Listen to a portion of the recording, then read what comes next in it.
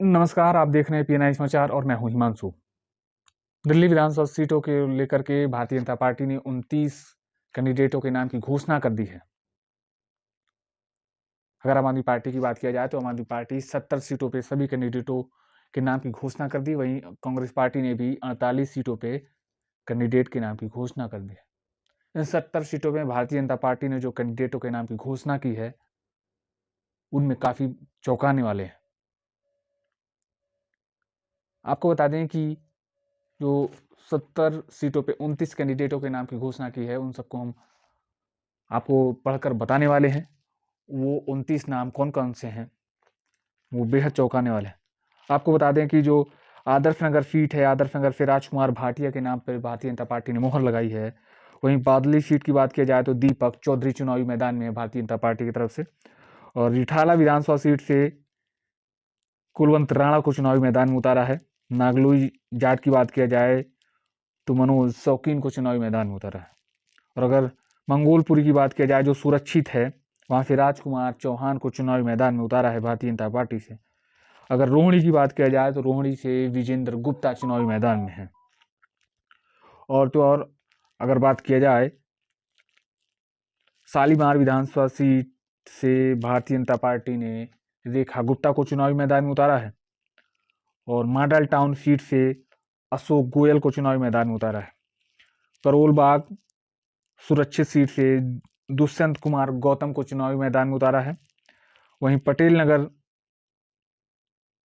Seat की बात किया जाए तो राजकुमार आनंद को चुनावी मैदान में उतारा है, जो कि सुरक्षित है।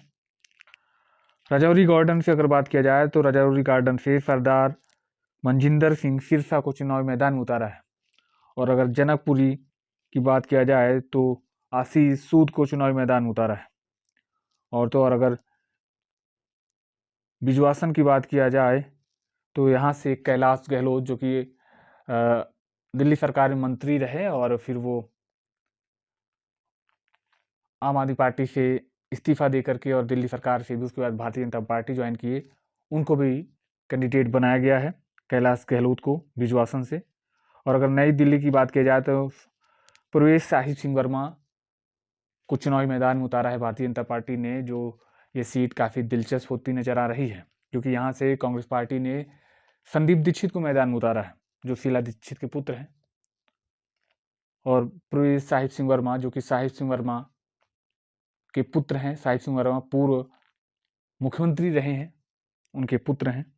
और अगर जंगपुरा की बात किया जाए तो सरदार तंवर सिंह मारवाह को मैदान में उतारा है। और अगर मालवीय नगर की बात किया जाए तो सतीश उपाध्याय को मैदान में उतारा है। आर के पुरम की बात किया जाए तो अनिल शर्मा को मैदान में उतारा है। वहीं महरौली से गजेंद्र यादव को चुनावी मैदान में उतारा है भारतीय जनता पार्टी ने। और अगर छतरपुर विधानसभा की बात किया जाए तो करतार सिंह तंवर को चुनावी मैदान में उतारा है। वहीं अंबेडकर नगर जो सुरक्षित सीट है वहां से खुशीराम चुनार को चुनावी मैदान में उतारा है। और अगर कालका जी से बात किया जाए तो कालका जी से रमेश विधोड़ी चुनावी मैदान में है, जो कि कालका जी से सीएम अतिशी चुनावी मैदान में, इनके सामने रमेश विधोड़ी चुनावी मैदान में है भारतीय जनता पार्टी की तरफ से। और अगर कांग्रेस पार्टी की बात किया जाए तो अलका लांबा चुनावी मैदान में कालका जी से। और अगर बात किया जाए बदरपुर की तो बदरपुर से नारायण दत्त शर्मा चुनावी मैदान में है। वहीं पर पप्पड़गंज की बात किया जाए तो रविंदर सिंह नेगी चुनावी मैदान में है।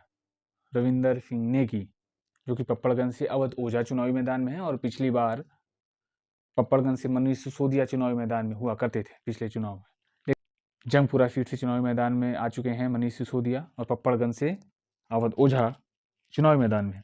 अगर विश्वासनगर की बात किया जाए तो विश्वासनगर से ओम प्रकाश शर्मा है। और कृष्णानगर की बात किया जाए तो डॉक्टर अनिल गोयल है।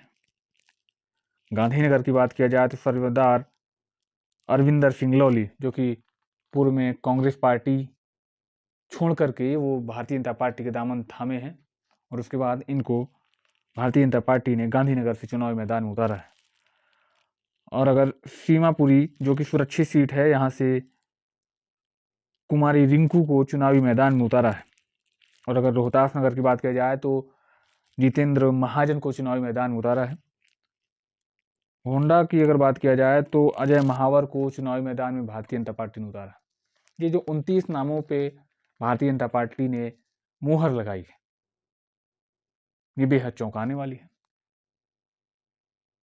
देखना दिलचस्प होगा कि भारतीय जनता पार्टी लगभग 26 सालों से सत्ता से बाहर है, दिल्ली के सिंहासन से, तो क्या इस बार दिल्ली विधानसभा चुनाव में भारतीय जनता पार्टी जीत हासिल कर पाएगी?